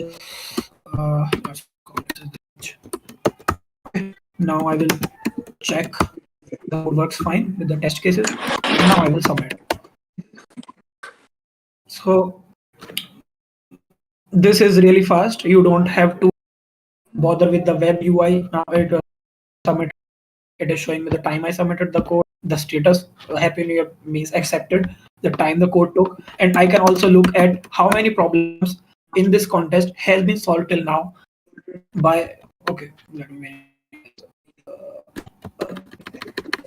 So how I can look at the leaderboard right from my terminal. So it is very effective tool. It speeds up the whole process of writing, testing, and submitting the code. And you should use it more often while you practice on code forces. Okay, so that was the CF. Now let's look at. Okay, now we are just we have only two topics left to discuss right now. If you have any questions, you can tell Rhythm or you can write in the chat section. He will convey them to us. But now on the things we are left with are that interview preparation and plagiarism in competitive programming. So Karthik will tell you about interview preparation and plagiarism in competitive programming. So Karthik, Karthik, how are you? Yeah. Am I audible? Again, I'm asking. Yeah, you are audible. Yes, you are audible. Okay. So this was the thing I think most of the people will be interested in. That is competitive programming going to help you in your technical interviews? Karthik, before beginning, like someone is asking, what was the header file in C++ for faster execution? If you just can share that with me, I'll just What? get that on the chat Yeah. section Okay, as well. yeah. For faster execution, I want to tell you, Nick, acha, you must be asking the optimization he Pragma GCC unroll optimizer. loops. So Yeah. unroll loops is a compiler option. It is an optimization that compiler does. For example, if you have written two loops and the loop inside the first loop and the second loop is nested inside the first loop. Okay, if the loop that is nested inside does not do anything, if the value it is operating on does not change it does not have any effects, so the compiler will omit that loop. Compiler will not use that loop. So it is an optimization that the compiler does. It is optimization that GCC does, but it obliterates that loop and it uses only the first loop. It does it by checking the machine code, and there are many optimizations. You will learn it in your it was fifth semester by when you will read about compilers. So it is an optimization that is called unroll loops, and it does the thing that I told you about. Okay, and regarding the files, if you are don't include bits study std++.h directly because it will give you slow compile times. What is happening is the bit std++.h, it has all the libraries in the compiler, and it takes time to compile all the libraries if you're compiling just a single file. So as I have my template, I'll show you right now my template. I will have to present my screen again. And the thing is, you don't need a template to participate in test. It just makes your life easier, but it is not necessary. Okay, is the screen visible, Rhythm? Yeah, it is. Okay, so let me look at my template. CD documents, CFT. Okay.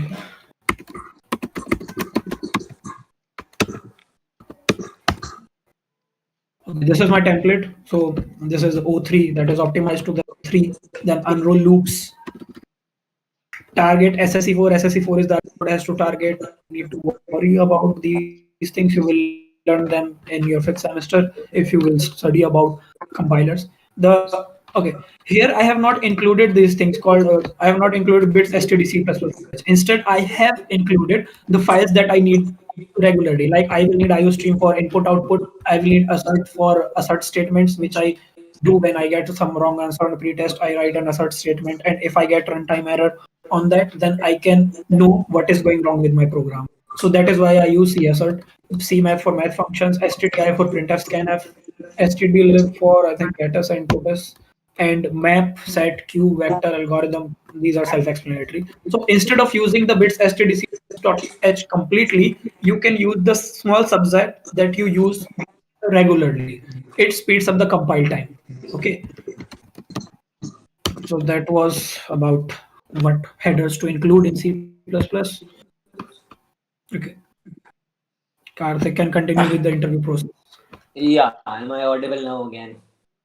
Yeah, Yeah, you you're are audible audible. perfectly.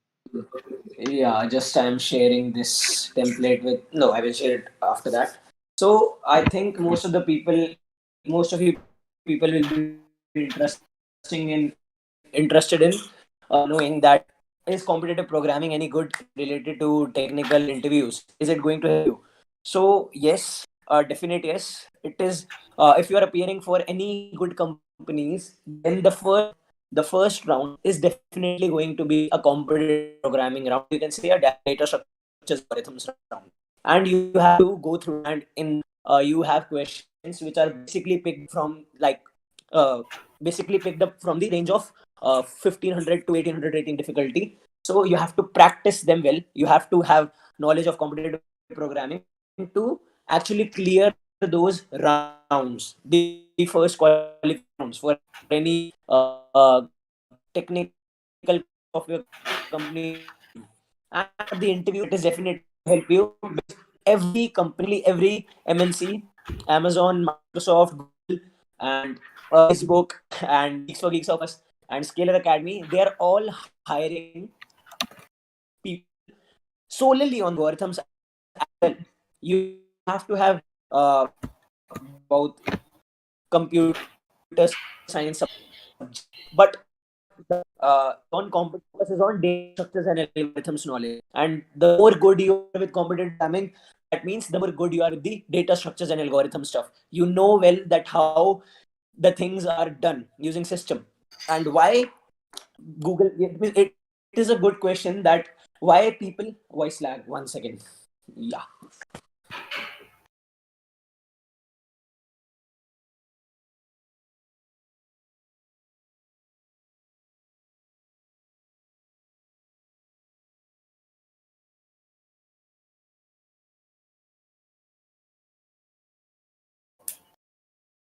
Okay, the thing is this. Is it a lag now?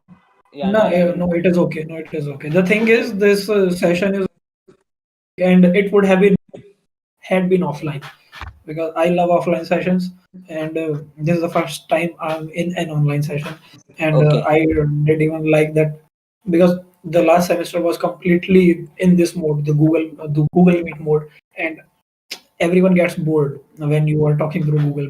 So I think you all have to bear with us because of network problems and all other problems we Okay. face time to time. Yeah, But that's let's true. Like continue. at the end of the day, we cannot communicate with our body language, Yeah. and that's a big part of anything. So Okay.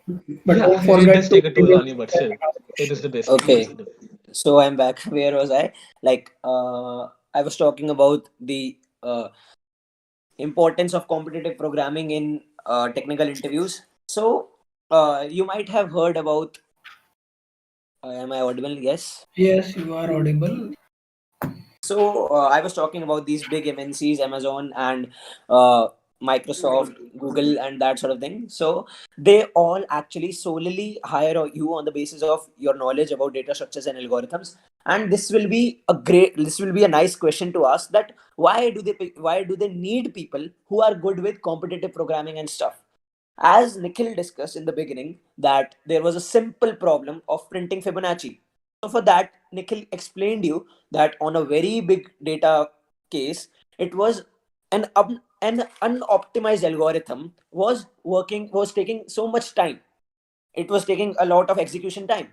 And when he optimized that code, then it took like 0. 0.5 seconds to do it. So someone with a good knowledge about data structures and algorithms, how do we collect data and which algorithm do we have to use on it, we that can actually help us reduce the server load. If Google is implementing some algorithm, Google is giving you some uh, functionality, then uh, there should be good people who are writing algorithms for that functionality, so that it takes minimum server time to them. It costs minimum server time and server load actually, and it goes well. So this is the greatest thing, that why these big MNCs are looking for people who are good with data structures and algorithms. Of course, someone who has a good competitive programming background is good with solving problems. Any problem they throw at this their employee, he will be able to cope up with it very efficiently, and he can efficiently write codes with it. Also, one of the greatest things about competitive programming is that if you are actively participating in long challenges, or you can say code forces short contests also, then the skills to see your code and debug your code greatly increases. Because I personally think that writing algorithms and writing codes is actually fairly easy. But debugging your code, you might have seen many memes around the internet that are about debugging, that it is the very difficult task. So someone with a good competitive programming background knows how to debug his code. He knows that if some runtime error is occurring, then which of the line he has to see, which line must have an error occurred. So this is a good usage.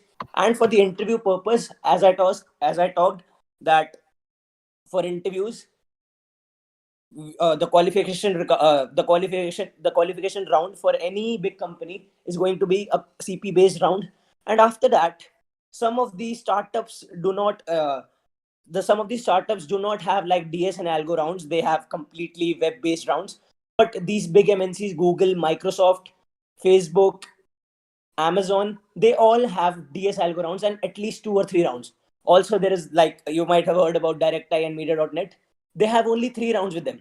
First round is basically an online test, which is again competitive programming based, and it is really a difficult one. And then we have an algo DS round in which they provide you with one algorithm problem and you have to go with it. And like you people might not be aware about it, but the packages the CTC they are offering to their employees is like greater than Google itself, Media.net, and they are taking just 3 algorithmic rounds and they are giving you the job. So why not learn competitive programming? So this is it. Like, I think you people might have like someone is talking that how to take CP and dev balance. Yeah, for this I will suggest you that if you are a first year student, then you should like start with competitive programming. Please don't leave your contest just for the web stuff and learning stuff. But once you get in the third year and like second year in your fourth sem, then start studying the stuff of web development. Start making your own projects, because you need to have an internship before you sit for on campus or off campus placements. It will be better. And for getting an internship, you have to have in startups, basically you have to have good web development skills or Android development, whichever technology you choose. So for the beginning of your computer science, for the first year, I will suggest you to go with CP and know about stuff, because it is going to help you with your web development also later on, because I talked about the debugging stuff. And yeah, this is it. Like, if there are any other questions, you can ask. So yeah, if you guys have any questions about development, we'll be having a session just on development on 12th. So yeah, you can ask those questions then, and it'll be really awesome. Yeah, advice for open source. Yeah, it is definitely the Rhythm who will be taking that session.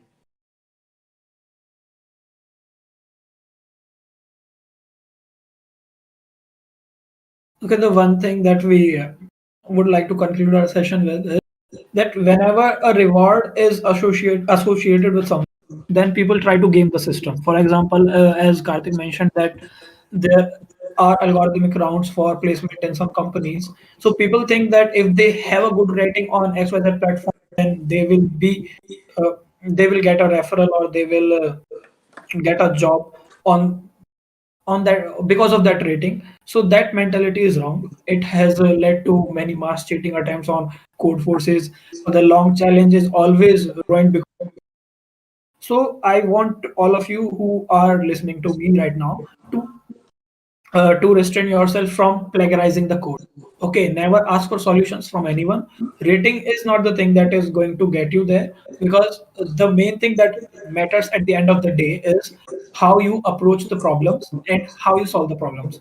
It doesn't matter how you it doesn't matter that how high rated are you on some platform, because your rating is not going to save you there. So don't be an imposter. Work on your problem solving, and don't ask for help from others in a running contest. Yes, you can ask for help in a healthy stuck. You can ask your seniors, you can ask in your community, you can Google search. But in a contest, restrain yourself to yourself. Okay, do only the things that are allowed. So this was the thing that I wanted to get out. And if anybody has any questions, you can tell us, and we are going to conclude the session.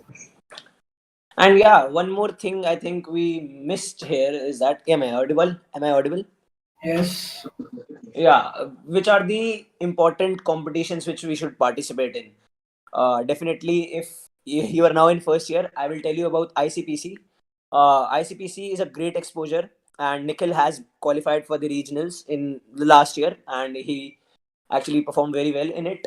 So he can tell it better. What is the experience you can get by participating in ICPC contest? Basically, it is a contest in which you can participate during your college time only. You have only four chances to participate in it: first year, second year, third year, fourth year. And in this you have to fill up from various regions: Amritapuri, Kanpur, Gwalior, etc. And for after that you actually appear for, you first have to give an online round on CodeChef platform, and it really is a trouble to give an online round here because of the lag issues. And after that, you have if you qualify for the regionals, you have to go for the on-site rounds. And if you are a college student, then it is going to be like a great thing to go for on-site rounds, because you are going on the uh, like college is funding you for it, and for free of cost you are enjoying it. You will get to know people who are having similar interests like you will make new friends, and it is going to be a complete new journey. And all other competitions are like I talked that some companies hire solely on the basis of competitive programming. And yeah, I actually did not mention it, but your handles on code forces, the ranks you have, the ratings you have also matter. Someone who is having that I am a master on code forces will have his resume outshined by anyone actually. Yeah, if someone is writing, like if he's having great achievements, like he's an SIH finalist or that sort of thing, that is cool. But being master on code forces, being red on code forces, legendary grandmaster or that sort of thing, that is going to outshine anything, I think. So But the thing that I want to mention here is don't make that your end goal, because you don't need to be a world class athlete to get into military.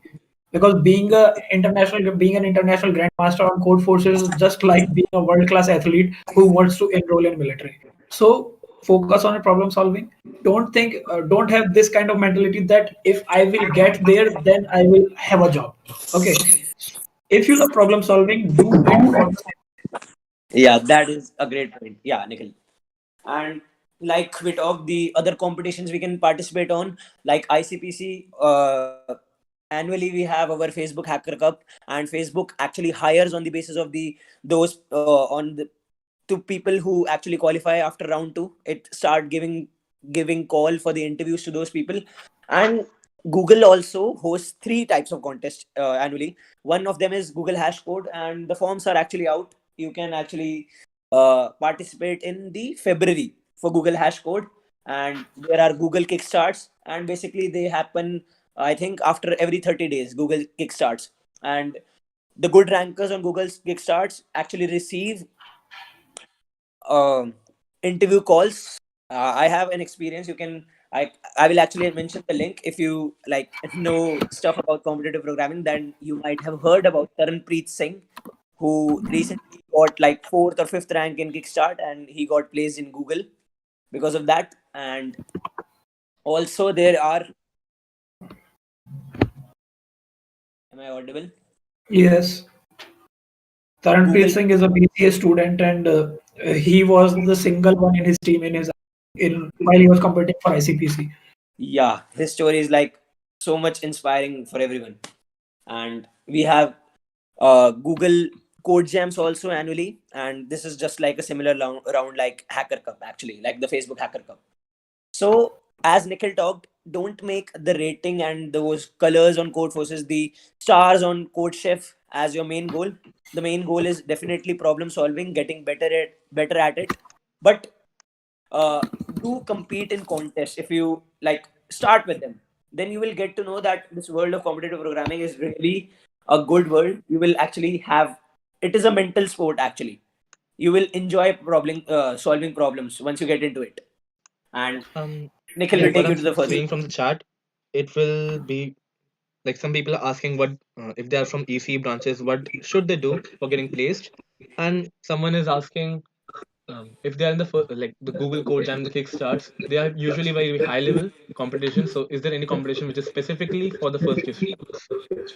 Okay, so today, let me present my screen because today is Sunday and today is an ad coder beginner contest. As I have shown you top coder, so I will accompany.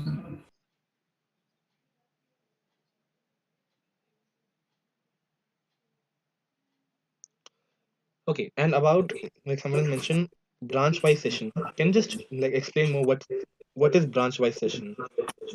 Like I'm not getting exactly what that mean.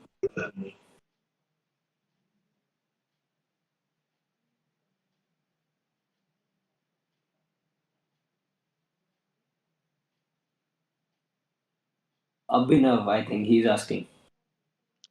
Okay, and someone is saying share your experience as well with the CA for CC ratings. Like anything about Okay, that? like uh, if you don't want to know about it, we can actually Nikhil can share his screen to show his profile on Code Forces. He's actually has highest rating, I think, around 1796. Rhythm, can you hear me? Rhythm. Okay, no, I'm out of Google Meet. There was some problem at my end, but I wanted to share one last thing before we end this session. That is, I was not able to show you that. Okay, let me restore my session on Code. Yeah. Let me join the meet first. Today at 5:30, if all of the beginners who are asking for that, is there something easy? Is there are there some easy contests that we can start with? So today you can participate on 5:30. There is Adcoder beginner contest, so you can participate there.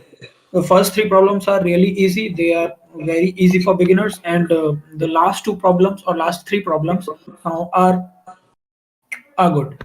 Okay, not that difficult, but they are good. So I will share my screen so that you can see how Adcoder looks like, and you can register yourself there today and you can participate in that contest. It is a Adcoder compiles a contest with very good problems. So is my screen visible, Rhythm? It is visible? Is it visible? Okay, so this is Adcoder and okay, so it is Adcoder and you have to register here and participate in this contest at 5:30. You will get six problems. This is the score you will get for every problem. First three problems are very easy, and you should start doing at code a beginner contest. It is in that post that Rhythm had shared earlier. All the judges are there. Everything that I am sharing here is linked in that post. Okay. Many things that I have shared here are also linked in that post. There are two blog posts by Vexorian and Free Code Camp. One discusses about merits of competitive programming. Other discusses about demerits of competitive programming. So you can read them on your own and make your viewpoint whatever you like. So because it is a very subjective topic, we cannot force our choices on everyone. So you are the one who has to think for himself or herself. Okay. So that's it. Any other questions we can ask? None. We conclude the session. Are there any unanswered questions right now? Yeah, someone was telling that to share your like competitive programming journey and that sort of thing. Like specifically No, your there code is no forces journey and code right chef now. journey about the ratings and stuff.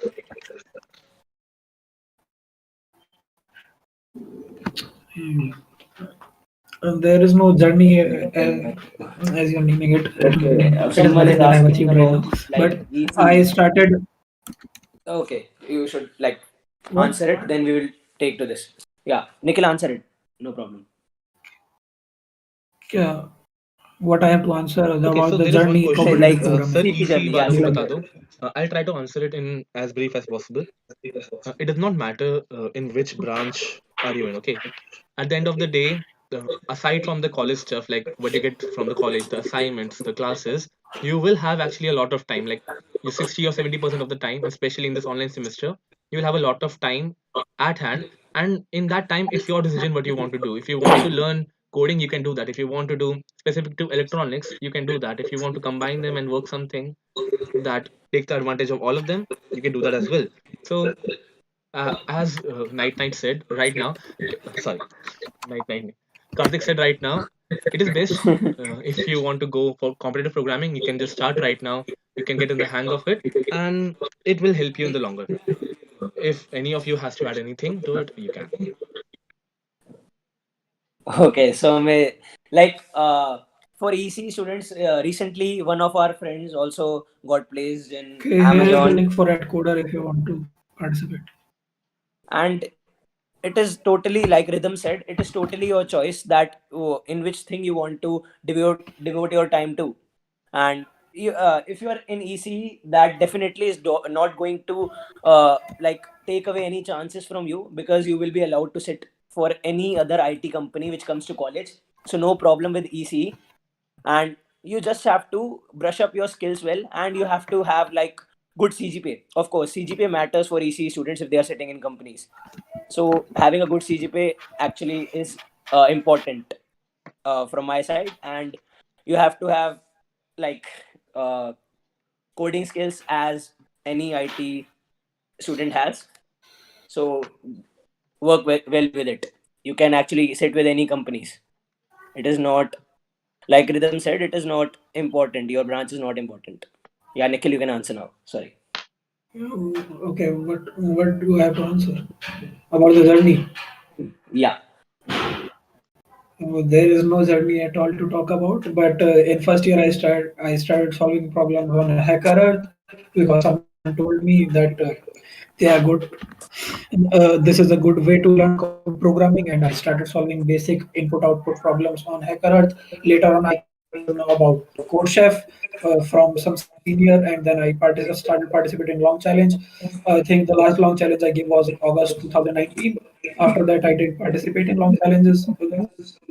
It was in Feb 2020. I participated in last long challenge because after that it became like everyone was cheating in long challenges, and I didn't wanted to use up 10 days in problems. Then I started solving short contests often, and I switched my practice to code courses now, code courses and Headquarter, and sometimes on top coder. This is all I do.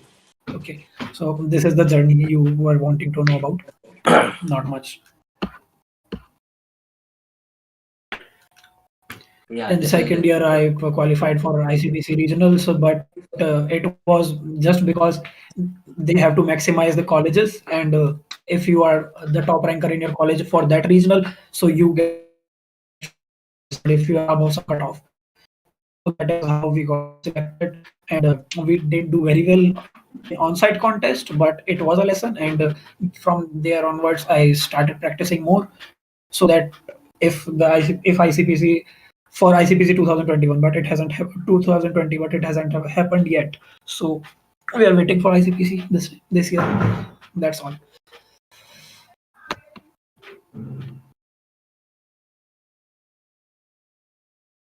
So let's end the session then. So I don't see any more questions in the comment section. I'll just wait for Okay. like the next 30 or 60 seconds. If anything comes up, till then, any closing thoughts? I guess like we have covered almost everything from the start to the end. But still, it was really nice having you all. Like all the 30 people who stayed till the end. Thank you very much. We'll have another session about development, as I said earlier, on 12th. So if you have any questions about development or how to begin with it, how to actually go on to make projects and the things that accompany with it, do come on to that as well. And I think I'm done from my side. No more questions. So yeah, we can end it. That's all. So Okay. Thank you, everyone. yeah, thank you everyone. Thanks for staying there for the last 2 hours, and we'll end now. Bye.